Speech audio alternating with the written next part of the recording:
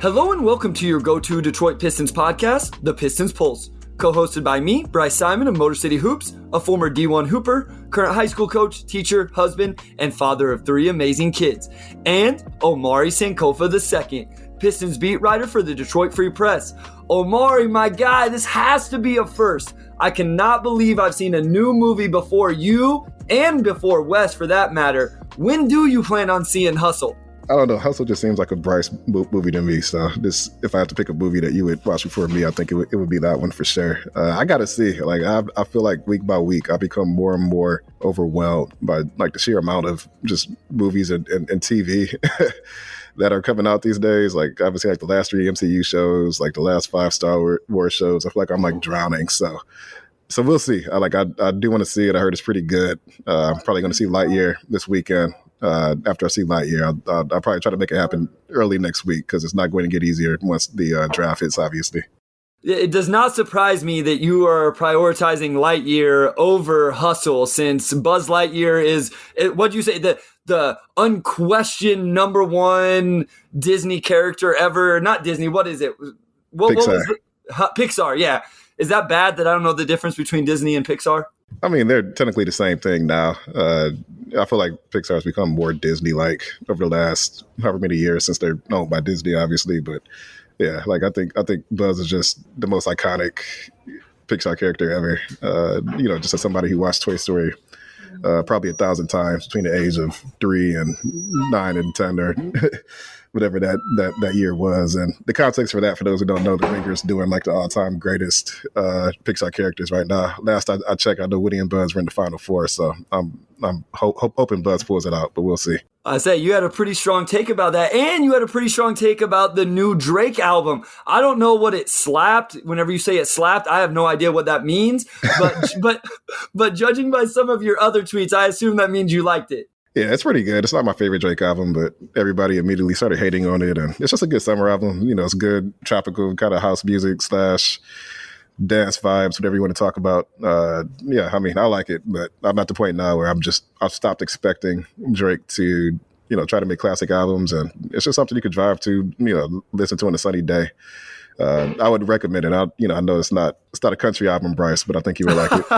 Hey, I was gonna say, when you said tropical, I'm like, what are you talking about? I'm in jeans. I had to get away from my tractor here to record this because we're in the middle of harvest. So I'm like, I don't know nothing about tropical weather right now. I do want to say, before we get into the episode, I know we need to get started. Hustle was really good. No spoilers coming. Hernan Gomez had a great movie. He did a great job acting. I loved his character. And I do just want to say it was a really good movie. It is a, prototypical what people would probably think I would like, but great movie there.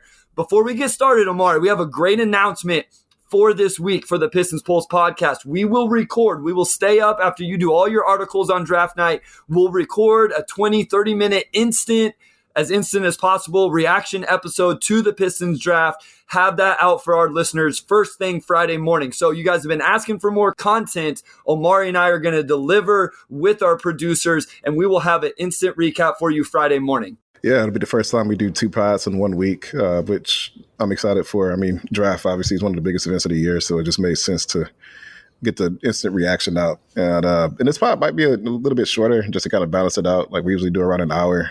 We might do an hour. This one, it might be a little bit shorter. We'll see how it goes. But, if you see it clocks in at 45 minutes or whatever, it's because we have a second one coming. So we're not shorting you guys on content. We're just going to spread it out this time. Absolutely. And then the week after, a week from now, if you're listening to this on Tuesday, we'll obviously continue to talk about the draft, preview the offseason. Summer League's coming up. I am excited for that. Get to see my guy Omari in person. Maybe we can go out for a meal and spend some time. But let's get into this. The first thing I want to ask Omari is, Troy Weaver and the Pistons seem to be a little bit quieter about things around the draft, who they bring in to work out, who they like. You don't seem to hear as much about what they're doing and what they like. They keep their cards a little closer to the vest. In your experience, would you agree with that in terms of Troy Weaver and this regime? I agree with that. I know this was before I covered the Pistons, but Stan Van Gundy, when he was in charge, they would do, workouts and have the media come in and talk to guys and whatnot. And, I'm sure people who follow more than one beat writer on Twitter from different teams, you've probably seen a lot of Twitter updates this week. X team is bringing in X and Y players. I think the Pacers have been pretty public about that. But yeah, radio silence from the Pistons. Some front offices are just that way. They don't, have guys come in and do media interviews. Wish I had more insight on the why, but it's probably a better question for for Trey. But that's just how some front offices are. They're a little bit more cagey with whatever information gets out. So yeah, I mean, for a beat writer, it just means this time of year is really quiet. And I haven't been to the practice facility probably since they did their end of season availabilities. Actually, I was there to talk to Grant Hill last week, but beyond that, it's been super quiet for us, and it's about to get a lot busier, obviously, later on this week. Yeah, just a little subtle. Hey, I got to talk to Grant Hill this week. No big, no big deal. Shout out. Hey, I love it. Yeah, I would follow this guy that does a Wizards podcast, and every single day it looked like a media publication of who the Wizards worked out. And sometimes there's some big names, sometimes it's second round guys, undrafted free agents, just doing their due diligence, which I'm sure the Pistons are doing as well. It just it doesn't bother me. I understand why Troy Weaver and the front office would want to be quiet about it. I get it, but it just would be cool. Hey, all right, this is who they worked out today. This was the group that they chose. I'm sure there's a whole lot to go into it.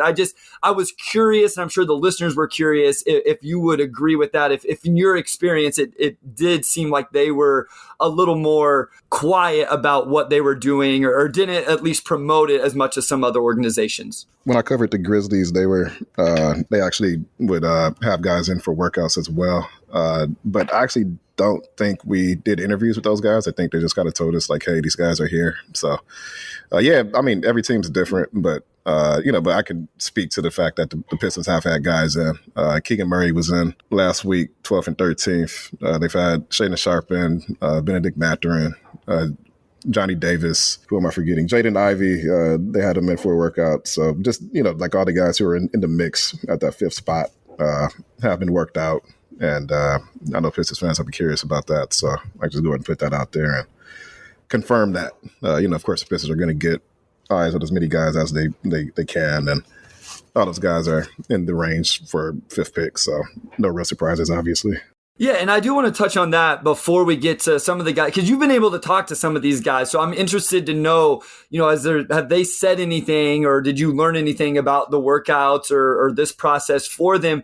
But I do, for the listeners, you want Detroit and Troy Weaver to be working out as many of these guys as possible, right? Me and Wes were talking about this morning. Blake Wesley is a guy that came out, and I guess he told a reporter that he had worked out for the Pistons. He's not in play at 5, or I wouldn't think he's in play at 5, but you want to have a scouting report. You want to go through the interview process with Blake Wesley, because maybe in 4 years, you want to trade for him or sign him coming off his rookie deal. And you want to be able to go back to those notes and have that experience with him as he was coming into the league. So I don't think Pistons fans should be alarmed whenever we see all these different names that Troy Weaver and the front office have brought in. Yeah, and I think it's even more so than that. The fact that the Pistons could acquire a second first round pick, I don't know for a fact that they will. It's tough to predict that, but he's a guy that could go anywhere between, his draft range looks like between 14 and maybe 22 right now. Like any other team, the Pistons are answering the phone, listening to offers and whatnot. Jeremy Grant could be moved for a first round pick. So, it just makes sense to cast as wide of a net as possible and just have a game plan for whatever might happen, because you don't want a situation where you do acquire a pick and those guys are in that range and you don't know anything about them. So, teams plan for every outcome. Obviously, way back when, like March, February, whatever, Pistons don't even know where their pick's going to fall necessarily. So, if you end up with the 8th pick, that's Johnny Davis range. If you end up with the first pick, obviously you're not looking at Johnny Davis, but you prepare for every outcome. So that's all it really is. I know fans sometimes get uptight when, guys who are in the range of the pick come out and say, I worked out for them, because our fans are like, oh, no, that means we're going to take them. No, teams do their homework. Absolutely. And I think the fan base should be excited. The more names we hear, that means the front office is doing what you would expect them to be doing. So you mentioned Ben Math, Davis, Sharpe, Murray, all those guys. And I believe you've had a chance to talk to some of them. I'm sure you've seen some of the quotes. I think it came out in an ESPN article that Sharpe worked out with Mathurin and Daniels and quote unquote didn't separate himself. I don't know exactly what that means. Sharpe said that he wants to be a Hall of Famer and compared himself to Bill, Levine, Kobe, Jordan, all all these guys are saying this, right? That's what you want to hear them say. You want Benedict Mathurin to say he's going to be the best player in the league. Chet Holmgren said the same thing. Is there anything that stood out to you with any of these prospects in terms of your interview with them or any of kind of the reports you've seen around them from the guys in the Pistons range at number 5? Honestly, nothing that stands out a lot. The thing about a lot of the pre-draft interviews is, guys are just saying the same thing over and over a lot. We did Zoom interviews or are doing Zoom interviews with a lot of these guys over the weekend. And we talked to Keegan Murray and Ben Math on Thursday. And then Shaedon Sharpe talked on Friday. And that was the first availability I was a part of with him since he skipped doing the media stuff at the Combine. It's just, I think it's tough to get valuable info from those types of setups just because most of the questions are, have you worked out with X team and what do you think of X player? Like, I know Keegan Murray, like 3 different Kings reporters or not even reporters, some of them like radio guys or TV guys or whatever, just asked him, what do you think of the Kings? How do you fit with De'Aaron Fox? How do you fit with, this player, that player? And when you go back to the transcript, it's like there's maybe one question that's useful for your purposes. I know Keegan talked about how he fits in with Cade and Sadiq and all those guys, but it's just a lot of how do you fit with X team and with X player. And I wish those interviews were a little bit more insightful, but that's pretty much all it is. So, I think Keegan, and I talked about this a few pods ago, just about the Combine as a whole. It was just overall a very insightful interview, just talking about his strengths, his weaknesses. He seems to have a pretty good grasp of what type of player he is. And I'll say the same thing about Benedict Mathurin as well. Now, Jaden Ivey, I haven't talked to him either. And he talks on Monday. So the pod comes out after he talks, but we're recording before he talks. So not a whole lot to say about him. But overall, the pre-draft process is just, you kind of hear guys say a lot of the same stuff. They all want to be great. They all want to fit in with whatever team drafts them. Guys typically aren't going to say anything that could lower their stock. So, you're not going to hear a guy say, oh, I don't want to go to Sacramento or oh, I don't want to go to Houston. Even though they may not send Sacramento their medicals, that seems to be a very, very common theme with some of these guys right now.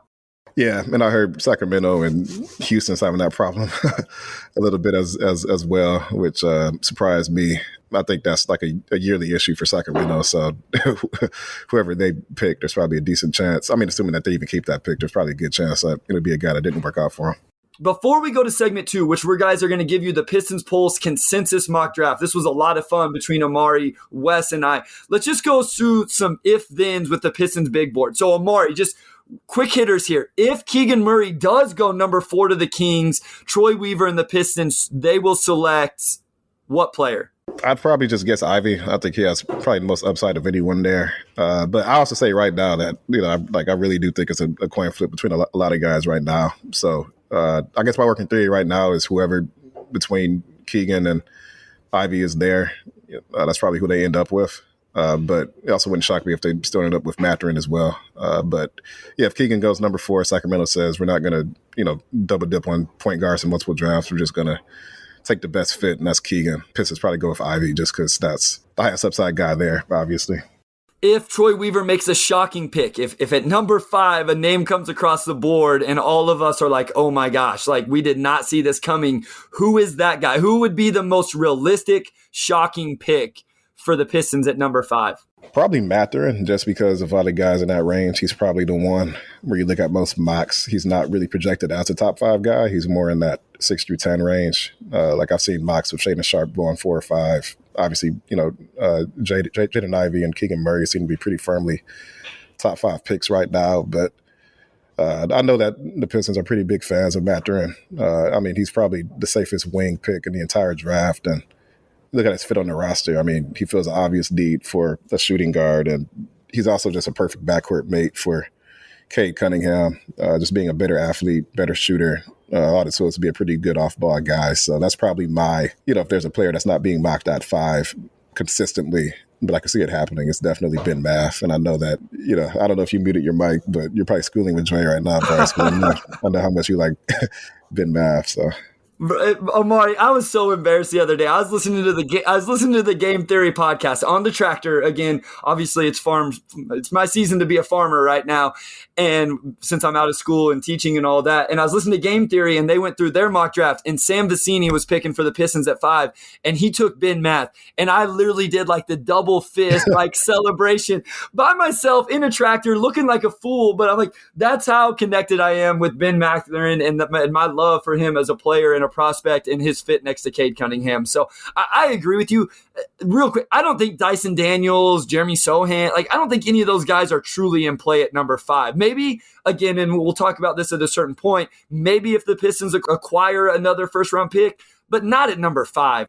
Yeah, I think those guys were certainly bigger surprises for me than Mathurin. And those guys are great prospects, and we'll probably talk about them a little bit more later, but I just think they're both just a lot more flawed, than a guy like Ben Math, where like you just take Mathurin, you know exactly what you're getting. You really don't have to sweat about his fit or anything, and he still got a lot of upside as well. I mean, if there was a different team, then I could definitely see Dyson or Sohan probably being in the mix a bit more. But right now, I think Math has a much better chance than those two guys for sure.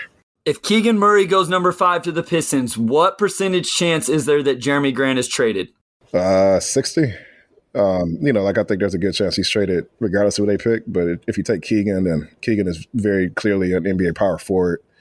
And you already have pretty strong incentive to move Jeremy Grant now because he's, got this big extension potentially coming up. I think that would probably tip the scales from 50-50 trade Grant to maybe 60-40. I'm really bad at percentages when it comes to that stuff, but I would just say it definitely becomes more likely, I think.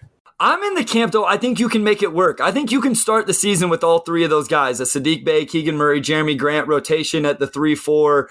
Are you in the same boat, or would you, if it was you, would you lean a little bit more to, no, you can't start the season. You got to start Keegan Murray. You got to move Jeremy Grant. I don't love the idea of that, but I don't hate the idea of that. I don't like the idea of bringing Grant into the season without an extension if you know that you're not going to extend them. But if that's what you want to do, and Keegan's coming off of the bench, then no, that's not a terrible outcome at all. I know typically it's better to avoid those types of log jams, but you're a rebuilding team, and I don't know, it's probably not that big a deal. I mean, Keegan is a rookie. Like, he could come off the bench for 6 months until you figure out exactly what route you're going to go with Grant. So no, it's not a bad outcome at all, and I think it's probably just because Keegan is not quite on that same tier as like the big 3 of Paolo, Jabari, and Chet.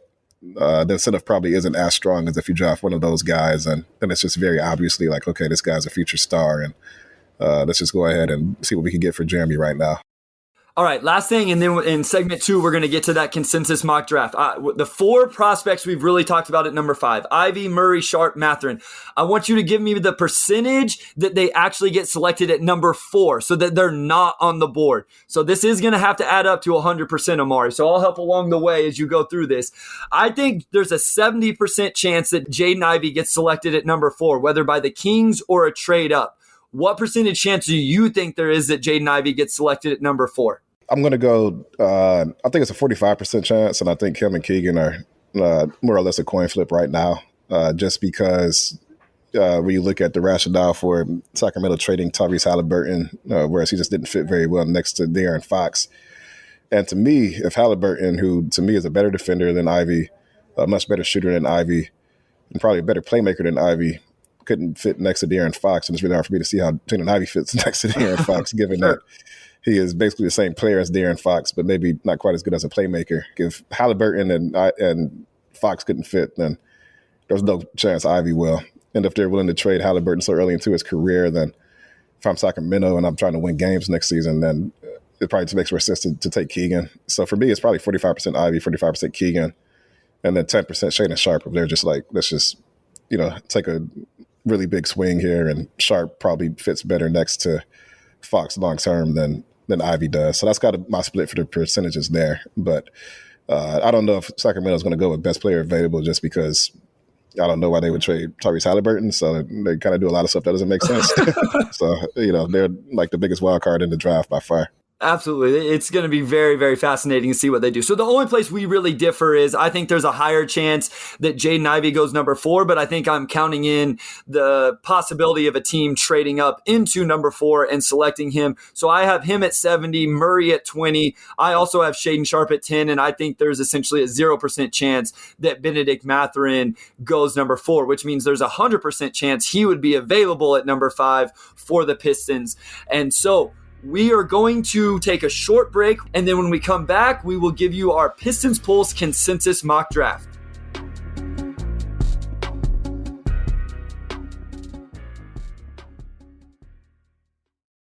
I'm Alyssa Robinson for the Detroit Free Press. When you wake up every morning, what's the first thing you do? Check your email? Me too.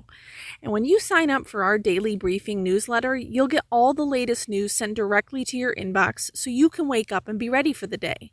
We also have newsletters about COVID-19 in Michigan, the latest entertainment headlines, as well as Woodward 248, a newsletter specifically for people living and working in Southeast Oakland County.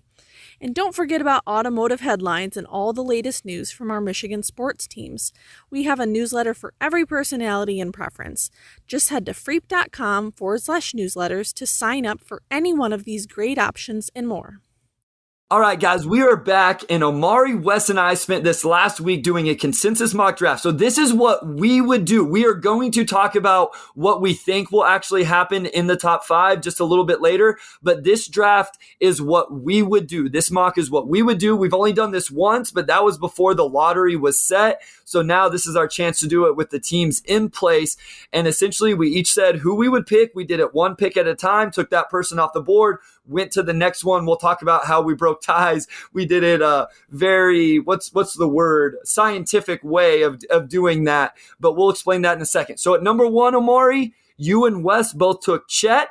I actually took Jabari Smith Jr. for the Magic. You have been a big Chet guy all the way through. One last chance here to talk about why you love Chet so much and why you think you would draft him for the Magic. I think my philosophy with Chet is, well, I mean, for one, I just think he's a great prospect, an elite rim protector, shot the ball really well, handles the ball really well for a center.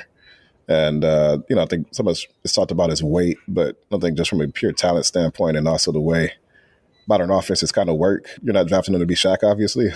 Like offensively, he doesn't necessarily need a lot of raw strength to kind of do what he's going to be doing. Nor did his lack of raw strength really limit him on offense in college. But it's just really hard to get guys of Chet's caliber at the center position. You get these types of guys earn in every single draft, and guys with that type of size and skill just impact the game in ways that smaller players can't. So you can make a very strong argument for Jabari or Paolo here, but for me, I'm just taking Chet because I don't know the next opportunity I would be able to get Chet. I took Jabari just because the shooting. I think that's something the Magic could use. Paolo's actually my number 1 player, but him and Jabari are kind of 1A, 1B, and I like Paolo in a different spot with a different team than the Magic. So I think that if I was with the Magic, I would probably take Jabari. What do you think? I do think it's interesting about Chet not sharing his medicals and stuff with some of these teams. It didn't come out who. Maybe it is just like the Kings and the Rockets like we talked about earlier. But do you find that interesting that Chet has chosen not to do that for at least a couple teams? I mean, it's interesting for sure. I don't know which teams he didn't share medicals with, but if I had to guess, I would certainly guess one of those teams with Sacramento, just because it just connecting the dots, it makes sense. And I would also expect Chet would probably not want to fall all the way to 4 anyway. So that just sort of puts extra pressure, on teams to say, hey, I'm a top 3 pick. I'm not going to make it easy for you if I fall outside of the top 3. These types of reports kind of come out every year at the same time. Guys and their agents, their camps, they're going to play games and do different things to sort of influence where they end up.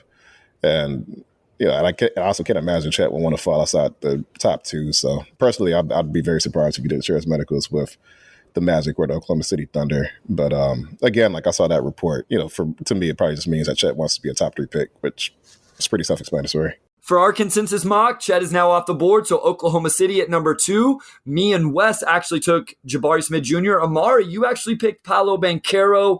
We will go with Jabari Smith Jr., the consensus on this one, but not consensus, that's not the right word. The majority. There we go. The majority on this one, Jabari Smith Jr.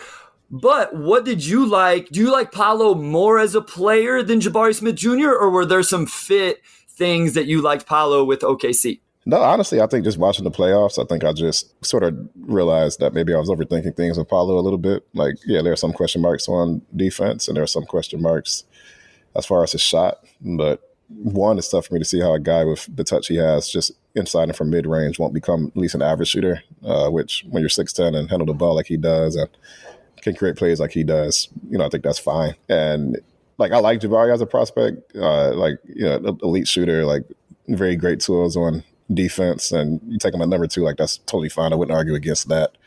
But I just think Banchero, I just think I was overthinking it, and I think some other people are overthinking it as well. He's 6'10", he's got all the tools to be a 6'10" version of Tatum or Jaylen Brown or whoever. And those guys get you deep in the playoffs because big versatile wings are sort of running the NBA right now, along with big versatile centers. So I just look at Paulo's game, and it's just like, this guy's a star. Like, it's just hard for me to see how he doesn't become a very, very good on-ball creator and probably a top 2 guy on a pretty good playoff team at some point. I like him. Like I say, he's number 1 on my board, and he actually, with Jabari Smith Jr. actually going to Oklahoma City, because I didn't like his fit again there. And I know people say, well, you don't draft for fit. These 3 guys, especially the top 2 for me, were close enough that I think you have to take that into account just a little bit. I think it can be a deciding factor if they're in the same tier, 1A, 1B type stuff. But as it played out, the Rockets were there with Paolo on the board. All 3 of us took Paolo Banchero for the Rockets. I actually think it's a really nice fit. And I did just want to mention former Piston Christian Wood actually got traded to the Dallas Mavericks. The Rockets were able to acquire the number 26 pick in this draft as well. We're only going to do the lottery for this mock draft, but I did want to mention that. Let's keep moving along. We talked about Jaden Ivey. We've talked about the Sacramento Kings. That's actually who we are going to take here. Me and Wes went with Ivy. You actually went with Keegan Murray, Omari. Again, I think we've talked about this. This was more of a fit thing, right? Like, you just don't see the point of the Kings drafting Jaden Ivey after all the other guards they've drafted. And then, like you said, moving on from Tyrese Halliburton. Yeah, you move on from Tyrese Halliburton. You already have De'Aaron Fox. You just took Davion Mitchell, who was actually pretty solid last season. He finished the season pretty strong. And, he was a high upside pick for them. I don't know if he is, the long-term answer to play alongside De'Aaron Fox full-time or if he's more of a bench guy. But, yeah, it's just, Ivy and De'Aaron Fox are the same player. And, for Ivy to fit on that roster, he's going to have to become very good at things that he's just okay at right now, which is shooting, off-ball defense, like just all that stuff. Just from a fit standpoint, that is a really bad one. And yeah, if they move on from Tyrese Halliburton, then I just don't see how they take Ivy and expect a better outcome. So if you're just going best player available, which makes sense for the Kings team, that, let's be real, they're not going to win that many games next season, even if they want to. You should go for best player available, and Ivy is the best player available at 4. But just based on what they've done over the past 6 months, to me, it just seems like Keegan probably makes more sense for them. But I was overruled. You and Wes went with Ivy, which, on paper, I think that makes more sense. I was just going more off of what I think Sacramento will do. Yeah, Ivy, he has the upside to be a superstar, needs to become a better shooter, better playmaker, but you can't teach his first step. You can't teach his leaping ability. And, De'Aaron Fox is good. I think he averaged like 28 a game after the trade deadline. So, clearly he kind of blossomed after they moved on from Halliburton. So, if Ivy can knock down off-ball threes, then that could still work. So there's still some upside there, even if on paper I just don't think that fit really makes that much sense. Yeah, no, I get it. I don't think the fit is great, but again, I talked to this a second ago in terms of tiers. Like, I do think Jaden Ivey's probably in a little bit different of a tier than Keegan Murray, Ben Math, and Shaden Sharp, et cetera. And so even though the fit is clunky, I do think you just kind of go with best player available because he's in a tier above those guys. Would you agree with that, Omari? Like, I'm sitting here thinking about it, and I'm like, I've said, between as much as I love Benedict Mathurin, I would take Jaden Ivey for the Pistons if he was available at number 5. Do you have Jaden Ivey that much ahead of Keegan Murray, Benedict Mathurin, and those guys, or do you think they're a little bit more in the same tier? I think they're all in the same tier. Okay. I think, if I had to bet on, which guy, well, I won't phrase it that way. I would say I think Ivy probably has the best chance of becoming a superstar out of those 3 guys. But just for me, like, you're a 6'4" guard, like, you're sort of a meh passer, like, you don't really, pass or see the floor well enough to be a true point guard. You shot the ball better than you did your sophomore season, but just an okay shooter, not like a great shooter or anything. To me, I just think there's a realistic chance that like Keegan and Ben just end up having better careers. And actually, when you really look at Ben Mathurin's playmaking numbers, I think just as pure seeing the floor, making plays for other guys, like I don't think there's a big gap between Ivy and Mathurin at all. I think they're actually in the same tier. And Mathurin may not be quite an Ivy level athlete, but he's still firmly above average for a wing, and also shoots the ball much better. So in my mind, like I think all those guys are really in the same tier, simply because I think Mathurin and Murray are better basketball players. Now, as guys develop, Ivy could overtake them down the road, but right now, like I would say, he's probably the third best basketball player of those three. One thing I wanted to make a point of with Benedict McMahon, we always give Jaden Ivey he played with two bigs. He played in this college system where the floor spacing wasn't very well. Go watch some Arizona games. They played with two bigs a lot as well. They played this high-low, old-school type stuff. The floor wasn't always wide open for Benedict Mathurin either. And I'm a Ben Math guy. And so I do want to make this point because I'm not saying he would be able to do Jaden Ivey things. He's not as explosive with the ball in his hands as Jaden Ivey, but he may have been able to get to the rim more and had more opportunities had he played in a different system. And I do think he showed enough in ball screen situations, making reads and passes and all of those things to give you some confidence that maybe he does it down the road. Maybe not year one, but down the road. With all that said, the Pistons at number 5, Ivy's now off the board along with the big 3. You and Wes, outnumbered me here. You guys both took Keegan Murray. I was at the low end with just Ben Mathurin. And so for our consensus Piston Pulse podcast mock draft, the Detroit Pistons did select your guy, Keegan Murray. They did. I mean, the Pistons are big fans of Keegan Murray. And, I know, myself, and I mean, I'm not the only beat writer that said it as well. But, if Keegan Murray is there at 5, to me, the Pistons will have a hard time not taking him. And Keegan was also just so efficient. I mean, at Iowa last season, that stuff you want power forwards to be good at, like 40% from 3 on pretty good volume. He took like 166 threes. Like I think Jabari Smith took around 190 threes last season, and Jabari Smith is obviously the better shooter of the two, shot a higher percentage, can hit a wider variety of threes, but just purely as a catch and shoot, or pick and pop, whatever it is, like I think Keegan's going to be firmly above average at that in the NBA. So just him as a shooter, like he's firmly above average. He can attack closeouts, like he is a freight train in transition, like he's one of the best transition players in college basketball last season. Rebounds really well. The stuff you want, like a pretty good modern power forward to do. Like he does all those things extremely well, and he's not going to take you off the dribble like Carmelo or anything, but he just has very few holes in his game. And to me, this isn't a great draft to take a swing in, just because I just don't feel quite good enough about Shaedon Sharpe and Ivy to justify taking them over a guy in Keegan, where you just look at his game and it's like, this guy's probably going to be an above average power forward. So long term, Pistons still need a second star next to Cade. And, Keegan may not have quite that level of upside, but, I don't think you take a swing on an inferior basketball player just because he might become better in 5 years. Like, just take the guy who's good right now. Keegan Murray's going to be a good player. Like, my stance is I would be more excited about Jaden Ivey or Benedict Mathurin. I do think the ceiling is higher.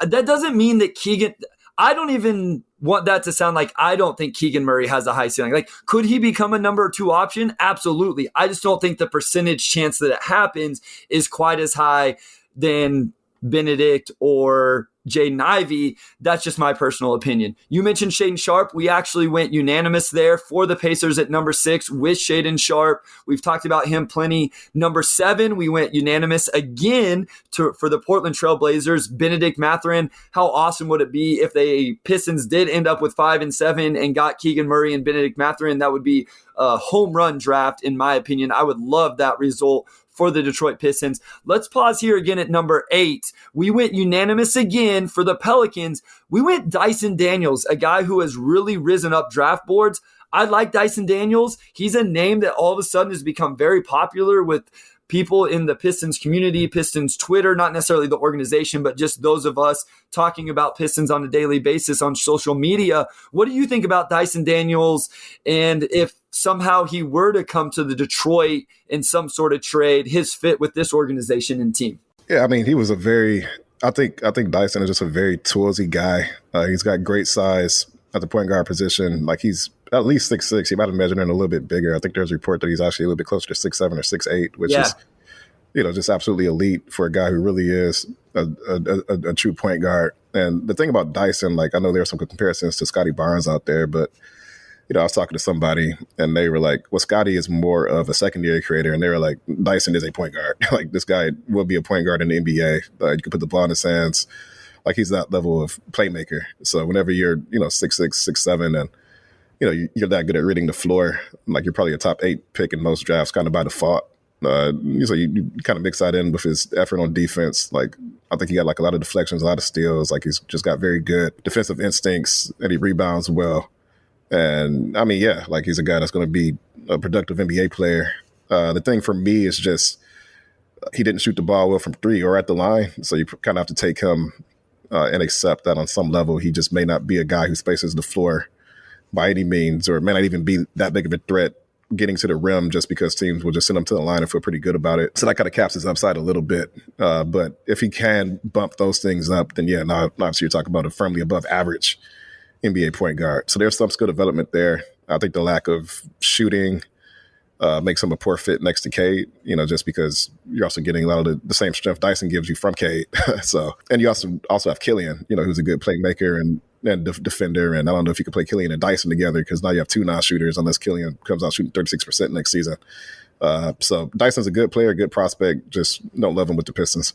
No, I agree. And I think those two would terrorize people in the backcourt defensively, but they wouldn't scare a whole lot of people offensively unless there's been some talk and reports. And this is always hard to know how much you want to buy into it, that he was able to rework his shot and it's looked good in workouts and all those things. But until you see it in games, I don't know how much you can buy it.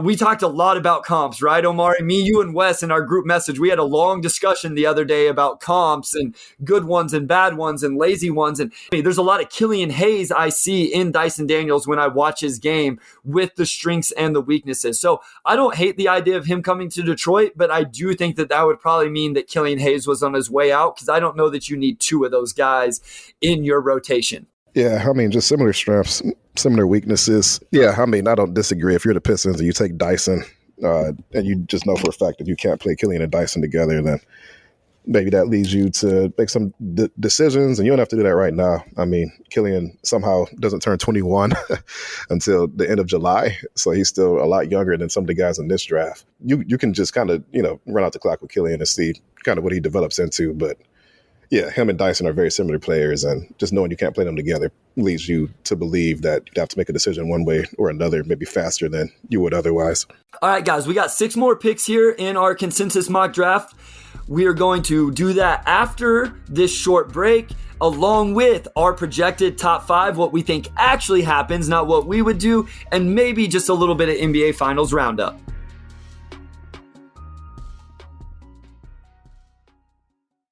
All right, hey, Carlos, just a quick idea. How about if I say, hey, this is Sean Windsor, and you say, hey, this is Carlos Smiles, and I'll go, and then we'll go back. You want to try that? Yeah, that sounds good. Okay, you ready? Yep. Hey, this is Sean Windsor. And this is Carlos Benares. And we are the team behind Free Press Sports with Carlos and Sean, where we are going to talk about, you guessed it, sports, but lots of other stuff. Like what, Carlos? Oh, we're going to talk about your favorite subject, Sean, food. Probably more food. Arts, culture, sports, TV, movies, you name it. If it's happened in Detroit, we're going to talk about it. And sometimes we're going to have guests in who obviously know a lot more than we do about just about everything. But we're going to have some free press journalists to talk about big stories, folks from the sports world. We're going to be out every Thursday. You can find this podcast wherever you find your podcasts, Apple, Spotify, Google Podcasts. We hope you'll join us. All right, everyone, we're back with segment 3 and only a handful of picks to go through now. So we're going to start off at number 9 with the San Antonio Spurs. Me and Bryce both picked Jalen Duren here. And then Wes took a pretty big swing with Nikola Jovic. And we could talk about that. But first, Jalen Duren. Now, he's a player I also think the Pistons like a lot, just being probably the best pure center prospect in this draft. And I mean, the Spurs, I think this is a great value proposition for him too. But I guess for you, Bryce, kind of, I think you're a fan of Jalen Duren, but I don't know if we talked about him a whole lot. For you, kind of what makes him a good pick here?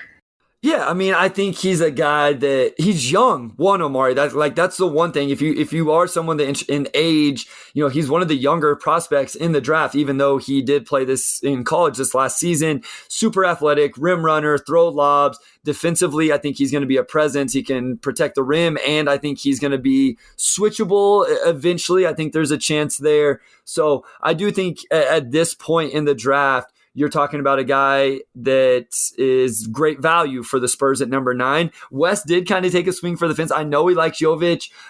He's a guy that's been mocked later in the draft. I don't know that I've seen him necessarily this high, but I don't think lottery is just crazy for him. I do think there's going to be a surprise. And, if there's a team that's going to do it, it's probably going to be the Spurs. We always seem to give them the benefit of the doubt because they're so good drafting and developing players. The Wizards had number 10 as we continue to move, Omari. Johnny Davis, that's a guy that I know you've talked about a little bit more and more.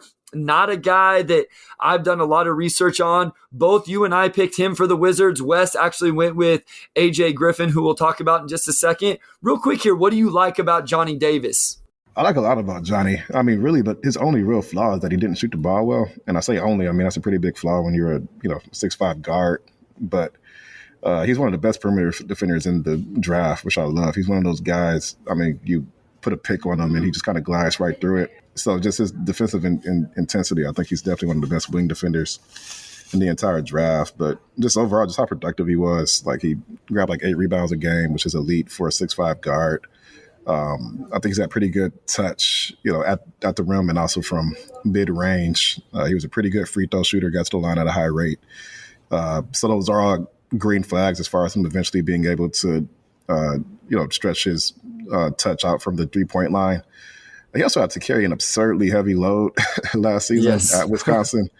And typically guards who have to carry that big of a load don't shoot very well because if you're not, like a Steph Curry level 3-point shooter, I mean, you only have to be like Steph level, but it's just really hard to be efficient from 3 when you have to curate a lot of your own threes, unless you're just an absolutely top-tier 3-point shooter, which he probably won't be. But, to me, you put him in the NBA, he has proper spacing, which he had absolutely zero at Wisconsin. I think they didn't have a single player shoot better than like 34%. Like, it was crazy. He wasn't working with a lot offensively.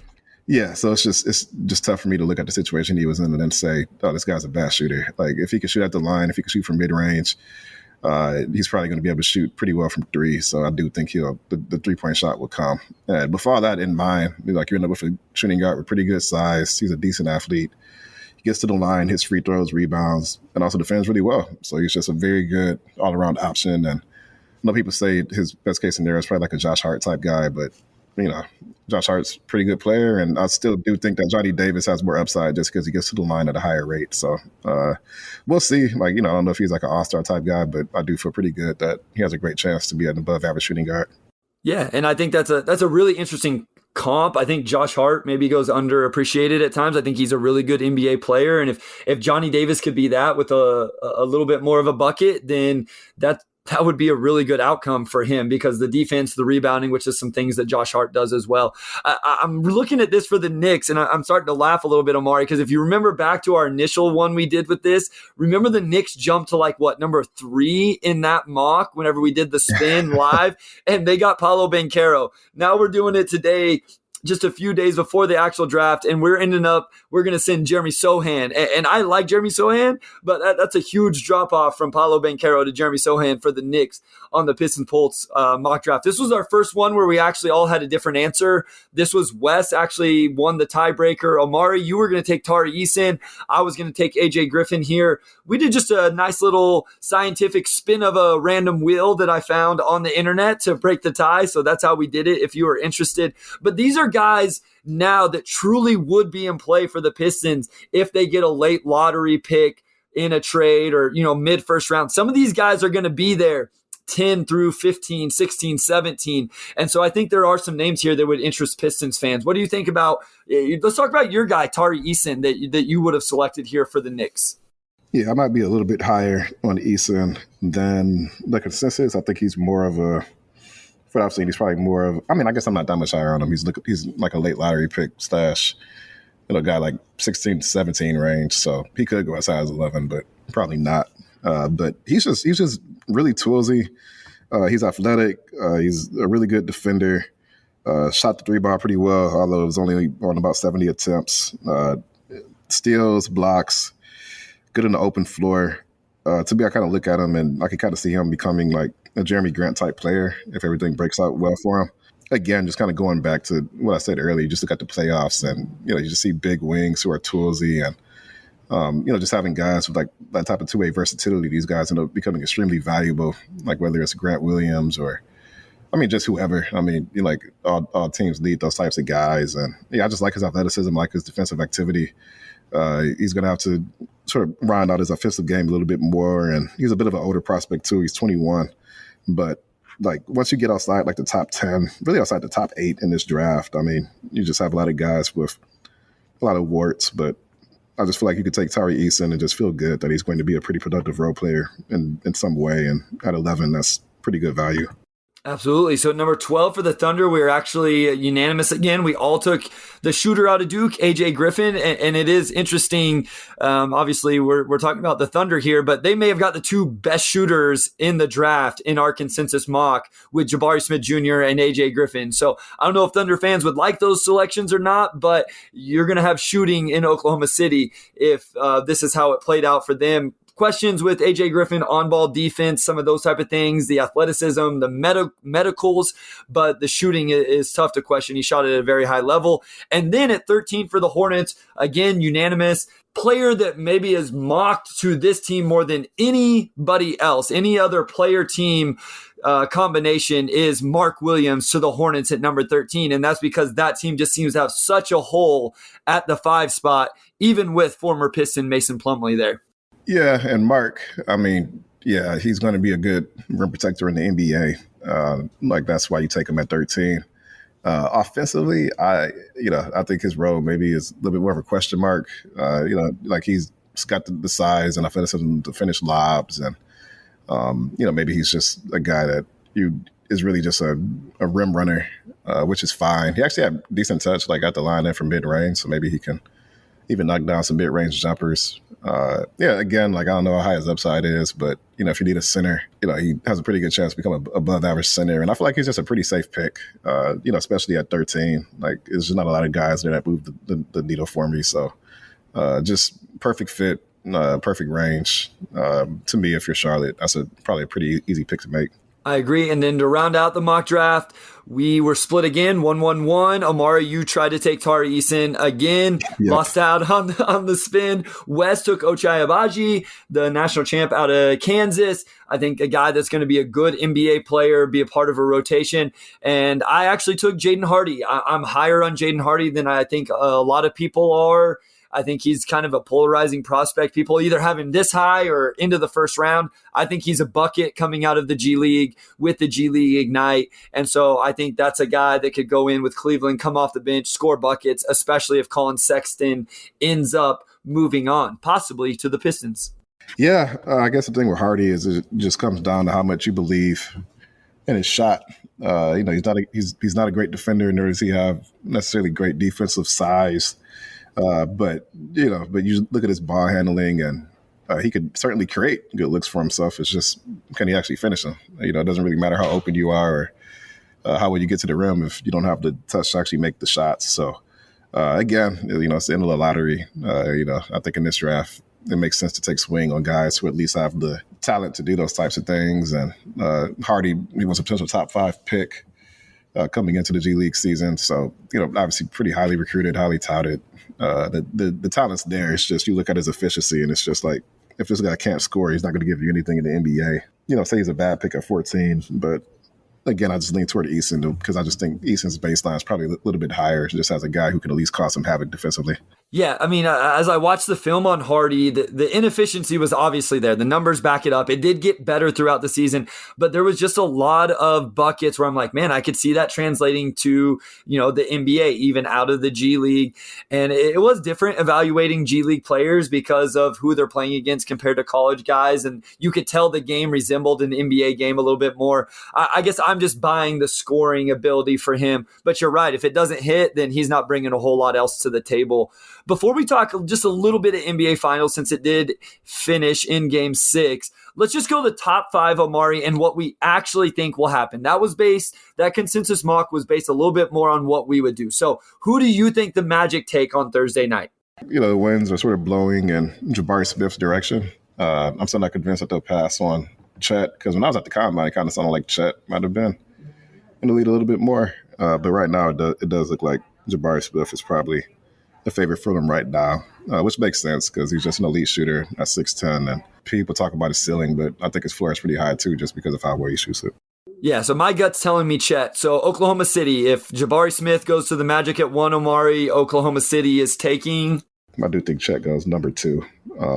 And there's some reporting out there that OKC is also pretty high on Jaden Ivey. And I think that if you just look at OKC's history and just the number of athletic guards that they've taken swings on paper, it does make sense that they would be intrigued by Jaden Ivey at 2. I think the safer pick is probably Chet. And if I had to put money on it, I would put money on Chet. But it wouldn't surprise me if that were like the first really big surprise of the draft with them going Jaden Ivey. So I'm not going to predict that on the pod, but I'm curious about that. You mean I can't tweet that out right now? I can't go to Twitter and say Omari Sankofa is report. No, that would be a surprise of the draft. I think that would shake things up right away. And then that would put the Pistons in a really interesting situation, because now one of the top 3 is at least going to fall to 4. You think about making a move up to 4. That would be interesting. You and I just have the top 2 flip, Chet and Jabari, who we think is going to go there. So I assume at number 3, we're going to be the same. Paolo Banchero for you, Omari. You think that's what happens for the Rockets? Oh, yeah, there's no question. I don't think there's anyone else there that really moves the needle enough for Houston, especially considering Jaden Ivey and Jalen Green probably aren't quite as good of a fit as Banchero and Jalen Green. Yeah, I think Paolo, again, is a really good fit with Jalen Green in Houston. I actually really like that. I know people like Sengun down there, and they think they already have their Paolo Banchero. For me personally, I think that's crazy. But who am I to know about the Houston Rockets roster? Sacramento Kings at number 4, Omari. This is where the draft really starts, unless Jaden Ivey goes number 2 all of a sudden. What do you think actually happens with Sacramento? You've alluded to it just a little bit. Yeah, I think there's a good chance they probably trade the pick, just because I think that is the most logical outcome for them if they're really dead set on competing so next there's season. No way that actually happens if that's the logical outcome. Well, that would be the proper assumption that, the Kings probably will do something people don't expect. But I think if they, just assume that they keep the pick, none of the trades really move the needle. I would guess they probably go with Keegan Murray. I mentioned it earlier, but it just doesn't seem like their general team building philosophy supports them taking Jaden Ivey right now. So Keegan Murray, I would guess Keegan Murray for sure. Okay. And so that essentially for the Pistons at 5, we're looking at Jaden Ivey or Keegan Murray. Whichever one is left on the board is what you think will happen. Yeah, between those two. If Keegan goes 4, and I did say earlier that it was like 45, Murray and Ivy. So, honestly, still a coin flip for this exercise. Like, I'm just not going to go with what's logically going to take the best player available, and just more so probably what makes the most sense for them. And that's Keegan, which would leave Ivy for the Pistons, which I know a lot of Pistons fans are very happy about. Is Ben Mathurin truly in play at all? Because essentially Ivy or Murray has to be there. And if they're not, they went ahead and then one of the big 3 is there. So is Ben Math, do you think he's actually in play? Is there a 5% chance? Is there a 10% chance? I know it's hard to put a percentage to it, Omari, but do you think there's any chance that he gets selected at number 5 by the Pistons? I think there's a chance for sure. Okay. I don't know what percentage chance I'll put on it, but, I do expect that the Pistons will have conversations about, just the upside of taking Ben Mathurin there, just because I do think that they like him a lot. The fit with Cade Cunningham is pretty obvious. And, long term, you're probably asking yourself fewer questions about if you made the right choice as you would with Ivy, just given that long term, there probably is a realistic chance that Ivy and Cade don't fit. And I think the odds of Cade and Mathurin not fitting are slim to none. I mean, that should fit like a glove. So, yeah, Pistons, you're in a rebuild. You don't want to draft for fit. You want to draft for upside. And that's why Ivy probably makes more sense on paper. But if you're not convinced that Ivy's going to breach his upside, then some of the Mathurin makes a lot more sense. So there's a chance for sure. I really don't know what percentage I would put on it, but I do think they like Mathurin enough to consider taking him at 5 for sure. What about Shaden Sharp? Is that momentum kind of slowed? It seems like in general it has, not necessarily just with the Pistons, but in general. And I know they brought him in for a workout. We talked about that earlier. They're bringing a lot of guys in for a workout. Would you put the percentage chance of Shaden Sharp at number 5 higher or lower than that of Benedict Mathurin? Sharp is just such a wild card that I would say my read on it is that Sharp is in the mix, but I don't know if Sharp has done anything to separate himself, right? So if you look at what Ben Math did at Arizona for 2 seasons, he's very clearly a plus athlete, could very clearly shoot the ball, could very clearly pass a little bit. And then for Sharp, it's just high school workouts and what he's done in interviews and obviously far less rigorous workouts, pre-draft workouts. I think just the general lack of information with Sharp just makes him a much riskier prospect. And if you're the Pistons, you don't want to draft a bust with this pick. Like, you want to get a player who is productive with this pick. Like, I know that there's logic that you take the biggest upside swing possible because you need a second star. Me personally, I don't know if I'm there yet. I like Sharp as a prospect, but if you have Mathurin there, Mathurin probably just makes more sense because you know exactly what you're getting. And, Sharp, if everything breaks right for Sharp, he might just be Ben Math, honestly. They have a lot of the same strengths. And it's easier to reject Mathurin's game because we saw him do it against higher quality competition than what Sharp had when he was in high school. So, I would think Math probably has an edge just because he is a lot safer. The thing with Sharp is that you have to feel pretty good about him becoming better than Ben Math. And I don't know if Sharp's done anything to show that he could be better than Ben Math, given that I don't think he had a bad workout, but he also wasn't like the best player on the floor during this workout, from what I heard. So, hey, I love all the Ben Math love from you. Like, you're building them up. I didn't even have to sound crazy on this episode. Before we go, Omari, Warriors are NBA champs again. There's so many storylines coming out of this, and we can spend July and August, whenever content is tough to come by, talking about some of those. I just want to talk about this one thing. How much fun is Stephen Curry to watch play basketball? He is probably not only the fun NBA player to watch in my lifetime, he might just be the most fun athlete, period. Like, I just don't know if there's a guy who ever reached that level of entertainment. I mean, yeah, like Tom Brady in the Super Bowl is up there. There are players who are probably in the conversation. But for me personally, I think Steph Curry is the most enjoyable athlete I've ever watched. And it's not even close, man. Like, when he gets into a groove, like, nothing else comes close. He just completely dismantles teams in a way that, and of course I wasn't alive for Michael Jordan, but yeah, I've watched a lot of the LeBron, but I don't know if LeBron's ever had performances that just inspire as much wonder. And that sounds kind of cheesy, but that's Steph. I mean, just the stuff he does out there is insane. So there's all this debate about whether or not Steph's top 10. I think in 10 years we'll be wondering if he's top 5, honestly. Like, I think he's changed the game that much, and his impact has been that big. Like, he's the most impactful NBA player probably of the last 20 years by far. Yeah, I mean, he has literally changed the way the game is played. Do you think it has to do with the physical stature? And I don't want this to turn into like LeBron hate. I'm not taking anything away from LeBron or Giannis or KD or Joel, like anybody, but like, there is something that adds to it. The fact that he is his height, not super athletic, not this bouncy guy. Like, there is just something that adds to it for me that he's the guy doing this, dominating the game of basketball at the highest level, that makes it so much fun to watch.